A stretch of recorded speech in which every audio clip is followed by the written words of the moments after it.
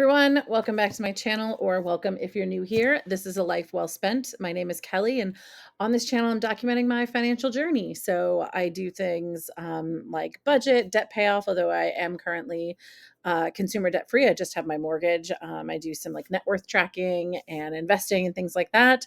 Today's video is a weekly transactions video, and I actually do this because I've had a really hard time sometimes keeping track of how much money I'm spending throughout the month. Initially, when I started budgeting, I utilized cash a lot. And then when COVID hit, kind of stopped using cash and realized that like this, it was just easier to do kind of this weekly thing that I can keep track of everything I'm spending. Because once you start swiping cards, like you kind of think you're keeping a good running tab in your head, but you're really not. So anyway, this is a weekly transaction video. I usually do them 1 week at a time, but I've actually had a pretty busy beginning of May, and I didn't really have time to film the week one. And then my week two transactions were actually so few that it didn't really make sense to have a separate video for them. So this will be week one and week two. Let's get into it.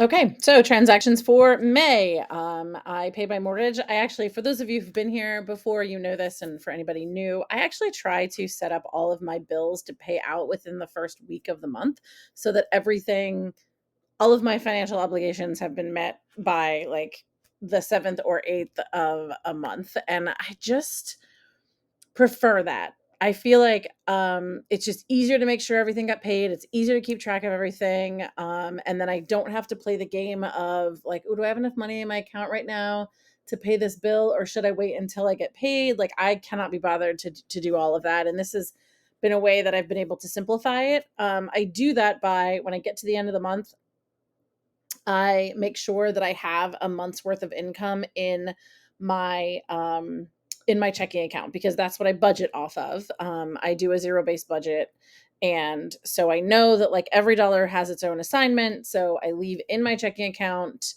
the amount that I'm expecting for the next month.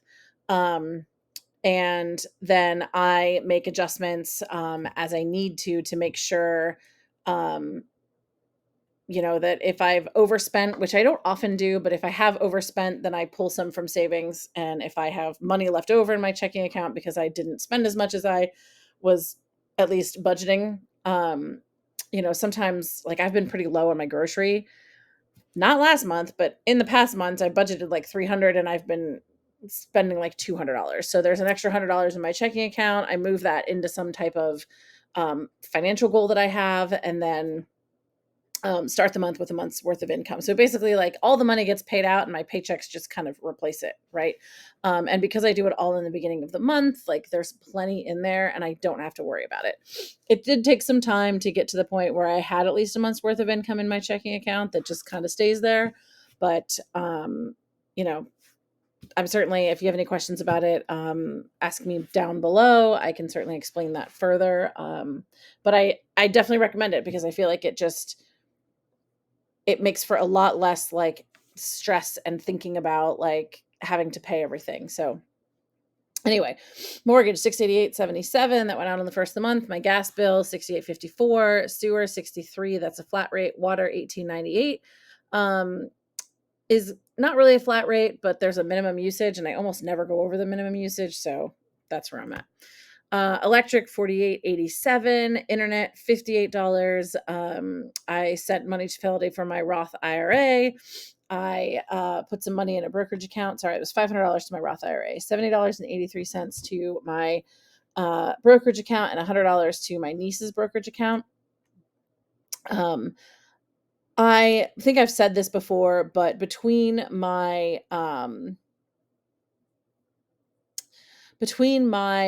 Roth IRA and my HSA, I was like 900 some dollars. Well, I guess you can do the math here. Every time I tell myself I'm going to actually like come up with that number so I don't have to try to do math in my head in public. Anyway, I realized that if I added $70.83, that I would actually be able to just do an even thousand every month. So that's why I do that now. I got $20 from my mom. That is her share of some of the shared subscriptions that we do. She gave me $50, which is her share of my niece's brokerage. So of the 100, 50 is from me, 50 is from my mother. $40.72. That's my fee for the Y. I swim there. I wish it was cheaper, but I swim, and it's very hard to find a pool in Pennsylvania in the wintertime. $35 from my mom. That's her contribution to our phone. I put $17, transferred $17 into my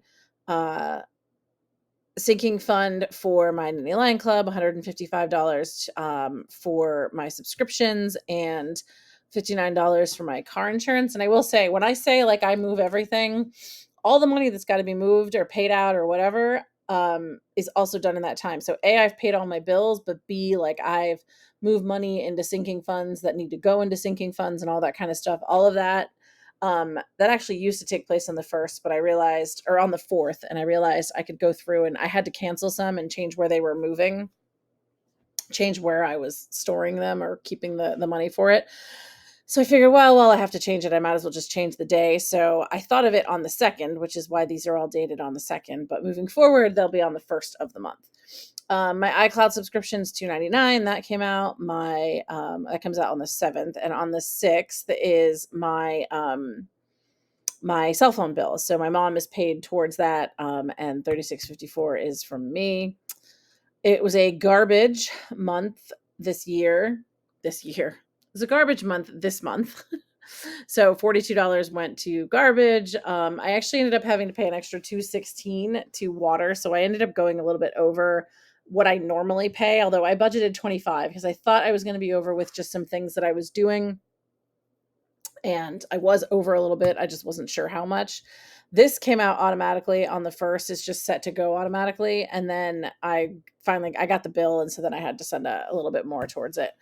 I got paid $1,822.64. My Apple TV subscription came out. This is probably the only one I'm going to keep for now. The rest are basically, when they're done, I'm going to cancel them, and then I'm going to kind of trade off. I think I'll do like a couple of months of one, watch what I want to watch, and then cancel, and do like another month or two of something else, watch what I want to watch and cancel.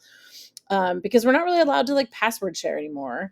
So all of these themselves, like combined, they're all a lot of money. But like the different services that we were using, if my mom and I were able to split the cost of them, it was like $30 a month for each of us. And we got, 6 or 7 different things we could, different apps or subscription services we could watch. And so that was worth it.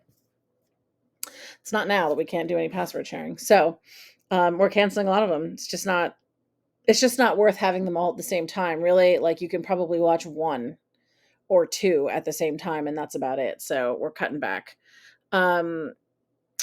I went to a theater. It was May the 4th be with you. It was Star Wars weekend, and a local theater was having a movie marathon. They were playing episodes 4, 5, and 6, which are the original trilogy.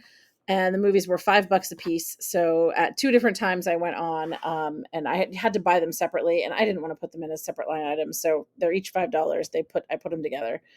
I stopped at Wendy's to eat because I was not paying attention to my life and didn't realize how late it was and needed to eat before I went to the movie theater. I paid a bill for a dermatology appointment. I think I've talked about this before, but I now have a medical sinking fund so that I don't have to touch my HSA. So anytime I pay money out of that, or I take money out, I need to pay something. Rather than pay with my HSA, I just pay it out of pocket. I save the receipt. I'm going to reimburse myself later when I'm like 65 and I can take it out and pay it for anything. Because what happens with an HSA or a health savings account, you can invest any money that you don't, anything over, I don't know actually if there's a limit set by anybody. I don't know if it's just by the company, if it's by the IRS or something. All I know is I can't drop below $1,000. So anything over $1,000 I can invest. But that might be the stipulation of, I don't know. It could be my insurance. It could be the company that is managing our HSAs. I'm not really sure who actually sets that, but so it's 1,000 for me. But if it's not set, like if it can be controlled by the person or by the company that holds all of the money in the HSA, they might set it to something different. So anyway, but it would not let me drop it below 1,000. So I have 1,000 sitting in cash, not really doing much of anything, and I have the rest of it invested, and it's triple tax advantaged. You have to be on a high deductible plan to get one. So if you have the option, it might be a great choice for you. They're really great for some people. You don't really get too far ahead for others. Truly, I think because it's an investment account, and if you have enough money to use it as an investment account, it's definitely the best way to go. Because even if you well, I shouldn't even say that. Let me back up. It really also is going to depend on what your deductibles and what your out-of-pocket expenses are. For me, my max out-of-pocket is $2,000. So this year I can put like 4,150 in. So I'm always able to save an extra $2,000, even if I had to spend 2,000, right? But for some people, their deductibles and their max out-of-pockets might be higher, so it honestly might be a wash for them. That's something that if you're interested in, you just have to look at what you actually can do, what it's going to cost you, and then run the numbers. But for me, it makes a ton of sense. And with the HSA, so it's triple tax advantage. The money's not taxed going in, the growth isn't taxed if it's invested, and it's not taxed coming out if you pay for approved medical expenses with it, which are most medical expenses, for the record. But and again, not taxed at all. When you're 65, you can pay it for anything with it. You can take the money out for anything without penalty. You would just pay ordinary income taxes on the money if it wasn't for something medical, which is fine. You can use it to pay for a lot of things. I mean, we all know that medication, medicine, everything gets so much more expensive when you get older. So it's not like you're necessarily going to need it for anything other than medical. But if you wanted to use it on things other than medical, you could do that. And then there's really there's no time limit on reimbursement. So basically what I'm doing is I'm saving my receipts, got a folder that's got them all in it.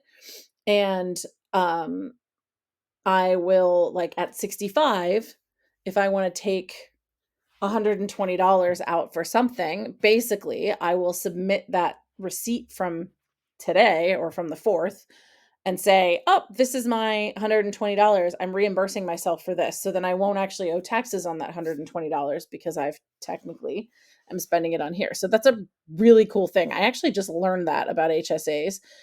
I wish I'd known that all along because I haven't really used much of my HSA. There's only 2 years I think that I even like maxed out, but I very rarely like have to go to the doctor, need any medicine or anything like that. So um it would have been nice to have some of that money because it could still be in there, and I could just reimburse myself later, and I know that now that I can do it. So that's what I'm doing.